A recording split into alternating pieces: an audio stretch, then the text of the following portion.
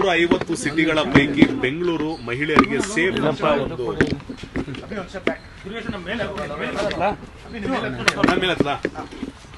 ಈಗ ನೋಡಿ, ಇಲ್ಲಿ 53.29 ಪಾಯಿಂಟ್ಸನ್ನು ತಗೊಂಡು ಬೆಂಗಳೂರನ್ನು ಒಂದು ರೀತಿಯಲ್ಲಿ ಟಾಪ್ ಸಿಟಿ ಬೆಂಗಳೂರು. ಅವರು ಅದಕ್ಕೆ ಪ್ಯಾರಾಮೀಟರ್ಸ್ ಮಾಡ್ಕೊಂಡಿದ್ದಾರೆ. ಆ ಪ್ಯಾರಾಮೀಟರ್ಸಲ್ಲಿ ನಾವು ಮೊದಲನೇ ಸ್ಥಾನದಲ್ಲಿದ್ದೀವಿ, 53 ಪಾಯಿಂಟ್ಸ್ ತಗೊಂಡು.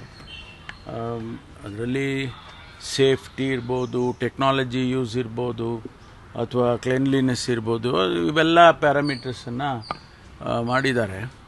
ಅದರಲ್ಲಿ ಇವತ್ತು ಬೆಂಗಳೂರು ಮೊದಲನೇ ಸ್ಥಾನಕ್ಕೆ ಬಂದಿದೆ.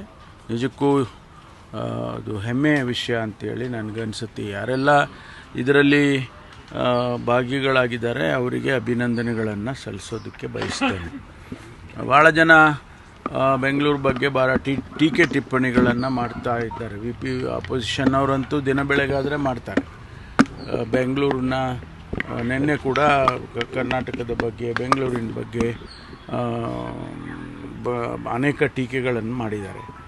ಇದು ಅವರಿಗೆ ಉತ್ತರ ಅಂತ ಅನಿಸುತ್ತೆ. ನನಗೆ ಹಿಂದೆ ಪೊಲೀಸ್ನಲ್ಲಿ ಕೂಡ ನಮಗೆ ಮೊದಲನೇ ಸ್ಥಾನಕ್ಕೆ ಬಂದಿತ್ತು. ನಾನು ಏನು ನಮಗೆ ನ್ಯಾಯವನ್ನು, ಜಸ್ಟಿಸನ್ನು ಒದಗಿಸೋದ್ರಲ್ಲಿ ಪೊಲೀಸ್ ಕೂಡ ಸಮರ್ಥವಾಗಿ ಕೆಲಸ ಮಾಡಿದೆ ಅಂತೇಳಿ ಅದು ಕೂಡ ಒಂದು ಅಸೆಸ್ಮೆಂಟು ಬಂದಿತ್ತು. ಅದನ್ನು ನಾವು ಗಮನದಲ್ಲಿಟ್ಕೋಬೇಕಾಗತ್ತೆ. ತಮಗೆ ಗೊತ್ತಾದಾಗೆ ಈ ಬಾರಿ ಹೊಸ ವರ್ಷದಲ್ಲಿ ನಾವು ಭಾಳ ಎಚ್ಚರಿಕೆಯಿಂದ ಯಾರಿಗೂ ತೊಂದರೆ ಆಗದಾಗೆ, ಏನು ಘಟನೆಗಳು, ಅಹಿತಕರವಾದ ಘಟನೆಗಳು ಯಾವುದು ನಡೆದಾಗೆ ನಾವು ಕ್ರಮ ತಗೊಂಡ್ವಿ. ಇಡೀ ರಾಜ್ಯದಲ್ಲಿ ಈ ಹೊಸ ವರ್ಷದಲ್ಲಿ ಅನೇಕ ಘಟನೆಗಳಾಗಿ ಅನೇಕ ಜನ ಸಾಯ್ತಾಯಿದ್ರು. ಅದೆಲ್ಲ ನಿಲ್ಲಿಸಿದ್ವಿ. ಅವರು ನೀವು ಎಂಜಾಯ್ ಮಾಡೋದ್ರಲ್ಲಿ ನಮ್ಮದೇನು ಇದಿಲ್ಲಪ್ಪ, ನೀವು ಮಾಡ್ಕೊಳ್ಳಿ, ಆದರೆ ಸೇಫಾಗಿ ಮಾಡ್ಕೊಳ್ಳಿ ಅಂತೇಳಿ ಒಂದು ಹೇಳಿಕೆಯನ್ನು ಕೊಟ್ಟಿದ್ರ ಮೇಲೆ ಮತ್ತು ಬೆಂಗಳೂರು ಸಿಟಿಗೆ ಹೆಚ್ಚು ಪೊಲೀಸ್ನವ್ರನ್ನ ನಿಯೋಜನೆ ಮಾಡಿದ ಮೇಲೆ ಇದೆಲ್ಲ ಕಂಟ್ರೋಲಿಗೆ ಬಂದಿತ್ತು. ನಾನು ಕೂಡ ಕಮಾಂಡ್ ಸೆಂಟ್ರಲ್ಲಿ ಹೋಗಿ 2 ಗಂಟೆವರೆಗೂ ಕೂತ್ಕೊಂಡು ಇದನ್ನೆಲ್ಲ ನೋಡ್ತಾಯಿದ್ದೆ. ಹಾಗಾಗಿ ಬೆಂಗಳೂರಿಗೆ ನಿಜವಾಗೂ ಕೂಡ ಇದು ಹೆಮ್ಮೆ ವಿಷಯ ಅಂತೇಳಿ ಹೇಳೋದಕ್ಕೆ ಬಯಸ್ತೀನಿ. ನಾಳೆ ಕೊರಟಗೆರೆಯಲ್ಲಿ ಪರಮೇಶ್ವರ್ ಅವರು CM ಆಗಬೇಕು ಅಂತ ಸರ್ವಧರ್ಮಗಳಿಂದ ಪೂಜೆ ನಡೀತಾ ಇದೆ ಸರ್. ಇಲ್ಲ, ಅವರು ಎಲ್ಲರಿಗಿದ್ದ ಹಾಗೆ ಪ್ರತಿಯೊಬ್ಬ ರಾಜಕಾರಣಿಗೂ ಅವರನ್ನು ಇಷ್ಟಪಡ್ತಕ್ಕಂಥವ್ರು ಮತ್ತು ಅವರು ಇನ್ನೂ ಎತ್ತರಕ್ಕೆ ಹೋಗಬೇಕು ಅಂತಕ್ಕಂಥವ್ರು ಇದ್ದೇ ಇರ್ತಾರೆ, ಎಲ್ಲರಿಗೂ ಇರ್ತಾರೆ. ನಮ್ಮ ಕ್ಷೇತ್ರ ಕೊರಟಗೆರೆ, ನಮ್ಮ ಕ್ಷೇತ್ರದ ಜನ ಸ್ವಾಭಾವಿಕವಾಗಿ ಅವರು ಬಯಸ್ತಾರೆ. ಅದರಲ್ಲಿ ತಪ್ಪು ಇದೆ ಅಂತ ನಾನೇನು ಹೇಳೋಕ್ಕೆ ಹೋಗೋದಿಲ್ಲ. ನೀವು ಭಾಗಿಯಾಗ್ತೀರಿ ಸರ್ ನಾಳೆ? ಇಲ್ಲ, ನಾನು ಭಾಗಿಯಾಗೋದು ಸರ್. ರಾಜ್ಯದಲ್ಲಿ ದಲಿತ CM ಕೂಗು ಪದೇ ಪದೇ ಕೇಳಿ ಬರ್ತಿದೆ. ನೀವು ಕೂಡ ರೇಸಲ್ಲಿ ಇದ್ದೀರಿ. ಬೇರೆ ವಿಷಯ ಏನಾರು ಹೇಳ್ರಪ್ಪ, ಬೇರೆ ವಿಷಯ ಏನಾರು ಕೇಳಿ. ಈಗ ಬಳ್ಳಾರಿ ವಿಚಾರ ಮತ್ತು ಹುಬ್ಬಳ್ಳಿ ವಿಚಾರ ಎರಡೂ ಕೂಡ CID ತನಿಖೆ ಆಗ್ತಿದೆ. ಹೌದು, ನಾವು ನಿನ್ನೆ ಮುಖ್ಯಮಂತ್ರಿಗಳ ಜೊತೆಯಲ್ಲಿ ಕೂಡ ಮಾತನಾಡಿ ಅದನ್ನು ಆದೇಶ ಹೊರಡಿಸಿದ್ದೇವೆ. ಅವರು ತನಿಖೆ ಮಾಡಲಿ. ಯಾಕೆಂದರೆ ಇವು ವಿರೋಧ ಪಕ್ಷದವರಿಗೆ ಏನೋ ಮುಚ್ಚಿಡ್ತಾ ಇದ್ದಾರೆ ಅನ್ನುವಂಥದ್ದು ಅವ್ರಿಗೆ ಅನಿಸಿರ್ಬೋದು.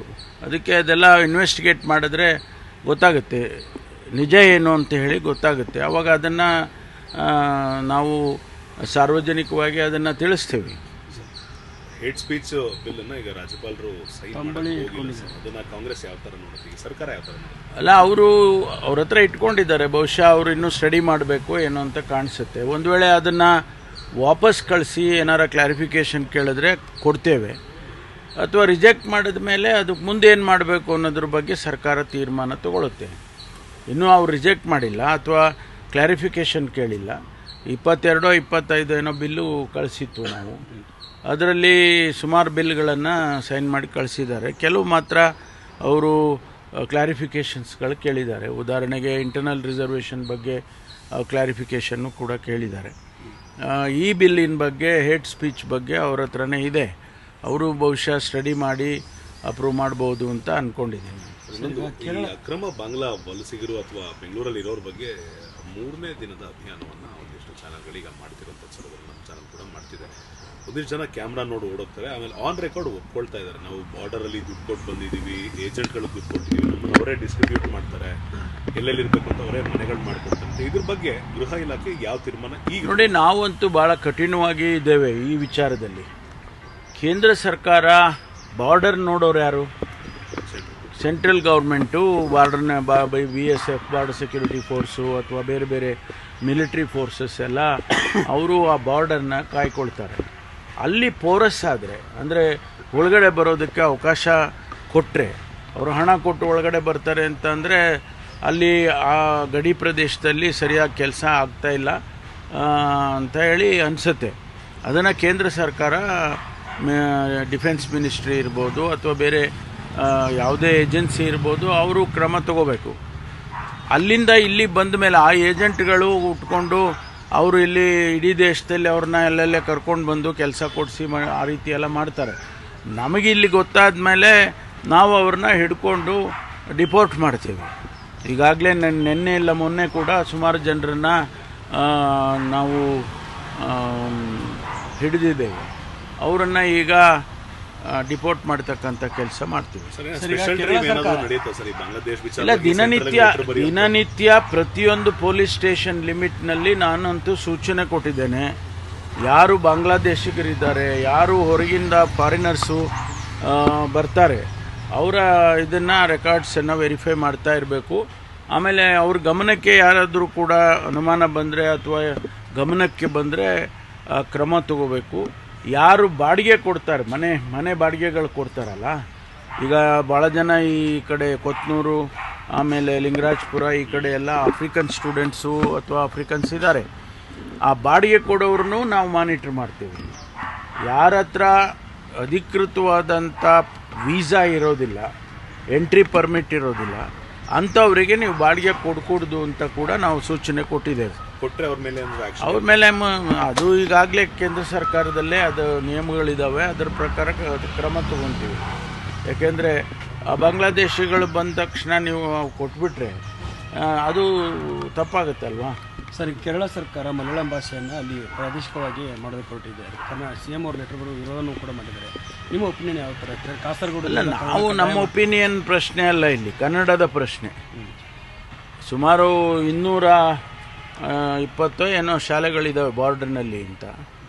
ಆ ಶಾಲೆಗಳಲ್ಲಿ ಕನ್ನಡ ಶಾಲೆಗಳು, ಅಲ್ಲಿ ಮಲಯಾಳಮನ್ನು ಕಲಿಸ್ಬೇಕು ಅಂತೇಳಿ ಅವರು ಅವರ ದೃಷ್ಟಿಯಿಂದ ಹೇಳ್ಕೊಂಡು ಮಾಡಿರ್ಬೋದು. ಆದರೆ ಕನ್ನಡಕ್ಕೆ ತೊಂದರೆ ಆಗದಾಗೆ ಮಾಡಬೇಕು.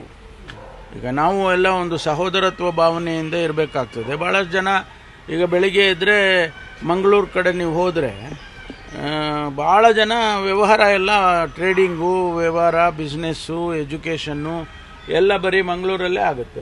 ಯಾರು ಮಲಯಾಳಂ ಮಾತಾಡೋರಿಗೆ, ಅವರಿಗೆ ಕನ್ನಡನೂ ಸ್ವಲ್ಪ ಅವ್ರು ಕಲ್ತ್ಕೊಂಡ್ರೆ ಒಳ್ಳೇದಲ್ವಾ. ಈಗ ನಾವೆಲ್ಲ ಕಾಸರಗೋಡು ಕಡೆ ಎಲ್ಲ ಹೋಗ್ತೀವಿ, ಎಲೆಕ್ಷನ್ ಕ್ಯಾಂಪೇನಿಗೆಲ್ಲ ಹೋಗ್ತೀವಿ, ಅಥವಾ ಯಾವುದೋ ಒಂದು ಸಭೆ ಕರೀತಾರೆ ನಮ್ಮನ್ನು, ಅವಾಗೆಲ್ಲ ನಾವು ಕನ್ನಡದಲ್ಲೇ ಭಾಷಣ ಮಾಡ್ತೀವಿ. ಯಾಕೆಂದರೆ ಅಲ್ಲಿ ಹೆಚ್ಚು ಜನ ಕನ್ನಡ ಮಾತಾಡೋರೇ ಇದ್ದಾರೆ. ಆದ್ದರಿಂದ ಕನ್ನಡ ಶಾಲೆ ಇರುವಾಗ ಅದಕ್ಕೆ ಉತ್ತೇಜನ ಕೊಡಬೇಕು ಅಂತಕ್ಕಂಥದ್ದೇ ನಮ್ಮ ವಾದ. ಕಾಸರಗೋಡನ್ನು ಕರ್ನಾಟಕಕ್ಕೆ ಸೇರಿಸುವಂಥ ಪ್ರಯತ್ನವನ್ನು ಸರ್ಕಾರ ಆರಂಭ ಮಾಡಬೇಕು ಅನ್ನೋದು ಮಾತುಗಳು ಬಂದಿದೆ ಸರ್. ಅದು ದೊಡ್ಡ ವಿಚಾರ, ಅದಕ್ಕೆ ಚರ್ಚೆ ಆಗಬೇಕು. ಯಾವುದೇ ವಿವಾದ ಇಲ್ಲದೆ ಬಗೆಹರಿಸ್ಕೋಬೇಕಾಗ್ತದೆ. ಅಂಥದ್ದನ್ನೆಲ್ಲ ನಾವು ವಿವಾದ ಮಾಡ್ಕೊಂಡು ಕೂತ್ರೆ ಫೆಡ್ರಲ್ ಸ್ಟ್ರಕ್ಚರಿಗೆ ಏನು ಬೆಲೆನೇ ಇರೋದಿಲ್ಲ. ಈಗ ಸ್ಟೇಟ್ ಆ್ಯಂಡ್ ಸೆಂಟರ್ ಅಂತ ಏನು ರಿಲೇಷನ್ಶಿಪ್ ಇದೆ, ಅದೇ ರೀತಿ ಪಕ್ಕಪಕ್ಕದ ರಾಜ್ಯಗಳು ಕೂಡ ಕಿತ್ತಾಡ್ದಂಗೆ ನಾವು ಸಹೋದರತ್ವ ಭಾವನೆಯಿಂದ ಇರಬೇಕಲ್ಲ. ದಟ್ ಈಸ್ ದಿ ಕಾನ್ಸ್ಟಿಟ್ಯೂಷನಲ್ಲಿ. ಅದಕ್ಕೆ ಭಾಷಾ ಆಧಾರದ ಮೇಲೆ ರಾಜ್ಯಗಳನ್ನು ವಿಂಗಡಣೆ ಮಾಡಿದ್ದಾರೆ. ಅದರಲ್ಲಿ ಗೊಂದಲ ಆದರೆ ಮತ್ತೆ ತಿರ್ಗಾ ಅದು ಸರಿ ಕಾಣೋದಿಲ್ಲ. ಸರ್, ಆಮೇಲೆ ಗವರ್ನರ್ ದ್ವೇಷ ಭಾಷಣ ಬಿಲ್ ಸರ್, ರಾಜ್ಯದ ಮೊದಲ ದಲಿತ ಮುಖ್ಯಮಂತ್ರಿ ಪರಮೇಶ್ವರ್ ಅವರು ಆಗ್ತಾರೆ ಅಂತ ಈಗ ಒಂದು rumour plus social media campaign start ಆಗಿದೆ ಸರ್. ಅಲ್ಲ, ಯಾರು ಶಾಸ್ತ್ರ ಹೇಳಿದ್ರೋ ಗೊತ್ತಿಲ್ಲ ನನಗೆ. ಶಾಸ್ತ್ರ ಯಾರು ಹೇಳಿದ್ದಾರೆ? Social media campaign. ಅವ್ರಿಗೆ ಒಳ್ಳೇದಾಗಲಿ.